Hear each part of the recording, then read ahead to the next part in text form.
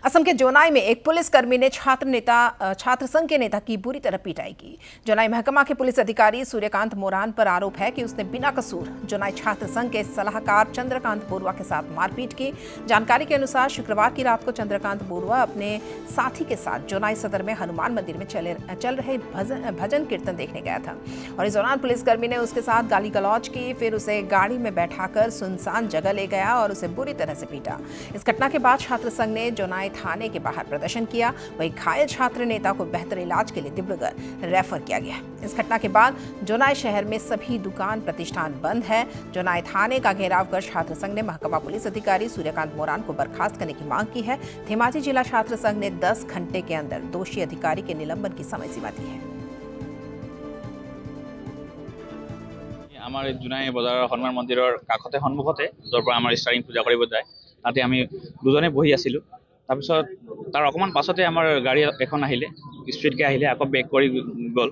গাড়ী যোৱাৰ পাছত তাৰপৰা আমাক মাত দিলে, আমি ইমান শুনি নাপালোঁ কোনে মাত দিলে বুলি। তাৰপিছত অকণমান পাছত পুলিচ আমাৰ আৰক্ষী বিষয়াসকল ওলাই আহিলে, আমাক মাতিলে, তোমালোকে শুনি পোৱা নাই মাতিছোঁ বুলি ক'লে।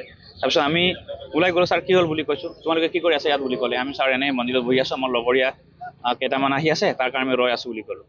তোমালোকে ইমান ৰাতি ইয়াত বহি তোমালোকে চোৰ নেকি বুলি ক'লে। আমি ক'লোঁ নহয় ছাৰ আমি চোৰ নহয়। মোৰ লগৰীয়াটো চন্দ্ৰকান্ত বৰুৱাই ক'লে ছাৰ এনেকুৱা নক'ব, আমিতো চোৰ নহয় বুলি কওঁতে আমাৰ SDO ছাৰে 2-3 থাপৰ মাৰিলে। 2 থাপৰ মৰাৰ লগে লগে এক ধৰ বুলি কৈ মেলি গাড়ীত উঠাই মেলি লৈ আহিলে। লৈ অহা গাড়ীৰ পৰা ৰখাই নমাই খালত মানে গিৰাই মেলি কৰাই মেলি বহুত বেয়াকৈ আঘাতকৈ মাৰিছে। দুটা দাঁত ভাঙিছে, এটা দাঁত হলি গ'ল আৰু এনেকুৱা ডিঙিটো বহুত বেয়াকৈ আঘাত পাইছে।